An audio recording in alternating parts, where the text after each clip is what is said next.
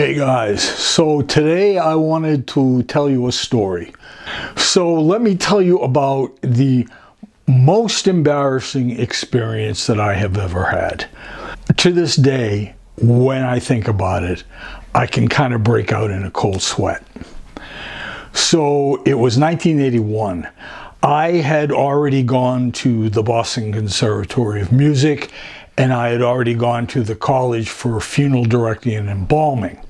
And the part that I liked most about funeral directing was working with the families, being able to counsel them, help them through their grief.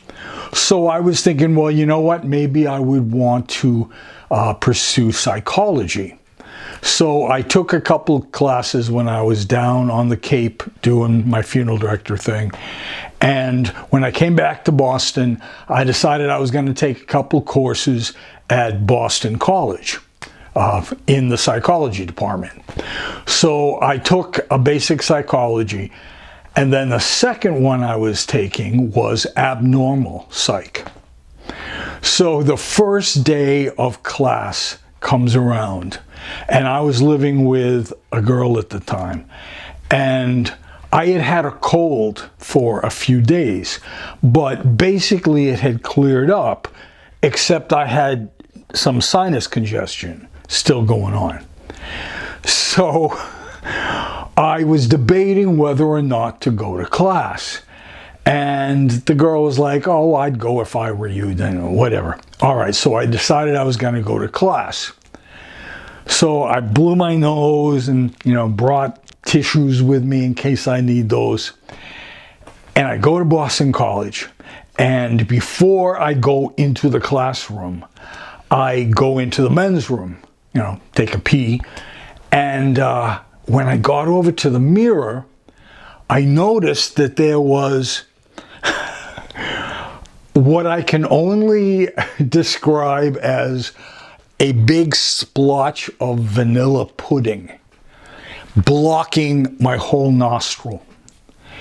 So I whipped out my tissues and I'm blowing my nose, and every time it clears, when I bring my head up and I look at myself, it's clear for a second and then boom. The entire nostril is blocked with vanilla pudding. And class was beginning, and I didn't want to be late. I didn't want to walk in late, especially if I'm, if I have this cold going on. So I blow my nose one more time as hard as I possibly can. And then I go into class, and I'm sitting down at the desk, and I'm kind of like keeping my hands, my elbows are on the desk, and my hands are kind of in front of me as I'm sitting there listening to the teacher lecture. So I could feel as I was sitting there behind my hands, I could feel that it's there, and maybe it's like getting thicker or drippier or something. So I'm just like panicking, thinking, please let the class break. Please let it be, the half time. So finally the teacher said, okay, we're gonna break for 10 minutes. And when we get back, we're gonna break up into groups of 4, U4 and U4 and U4 and U4. And we're gonna talk about today's subject and kind of come out with a conclusion that the group will make as a whole. So I'm thinking, oh my God. So I go out and I go into the bathroom, and sure enough, it's there. So I'm taking my tissues and I'm blowing my nose. And guys are coming in and taking a whiz and then going back out. And I'm still blowing and looking. Boom, right back. Blow. Looking. It's okay. Boom, right back. And now the class was getting back together. So I'm like, okay, well, I'll just continue to do this, I guess. So we break up into our groups, the desks all facing each other. And I'm sitting there like this, and the teacher gives a stack of papers to one person and says, pass them around. So I'm sitting there with both my hands blocking my nose, right? As much as I can, kind of rocking like, oh, this'll make it look better for some reason. And the papers come to me, and now I have to reach for the papers. So I do, and in doing so, this guy that was seated directly across from me leaned forward and said, basically so the entire classroom could hear, "Oh my God, that nose is gross, so disgusting." And so I'm turning red, and I just kind of mumbled, "Yeah, I know." And so my hands are in front of my nose, and people start talking a little bit about the subject, and I can't take it anymore. So I say, I kind of start to get up, and I'm like, "Excuse me for a couple of minutes." And I went into the men's room, and again, I tried the same thing, blowing and blowing and blowing until my brains are coming out, and boom, Vanilla Pudding City.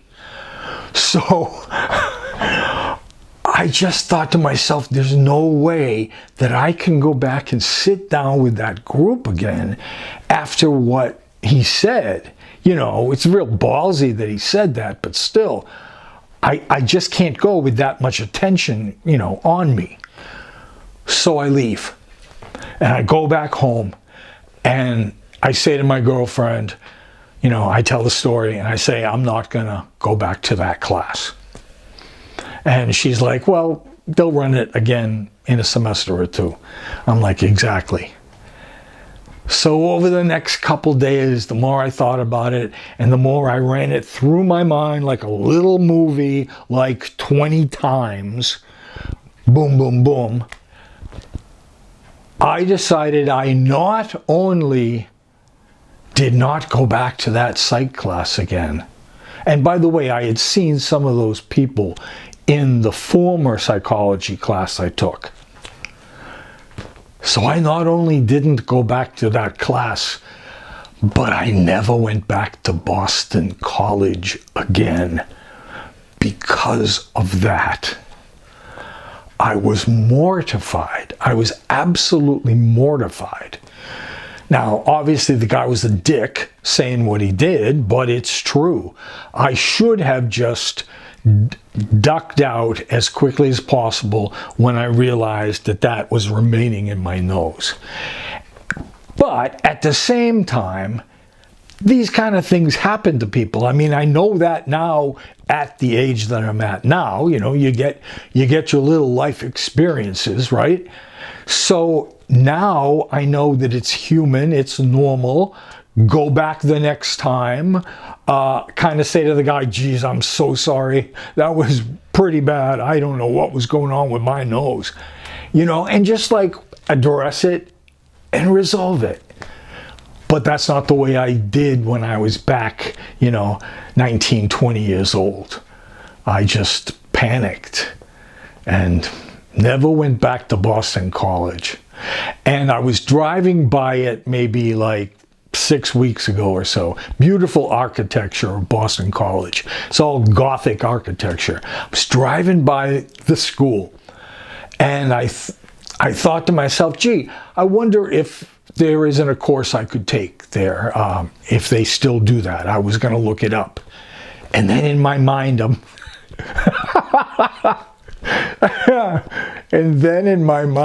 thinking, oh no, those same people, even though it's 40 years later, those same people are going to be in my psychology class and would recognize me.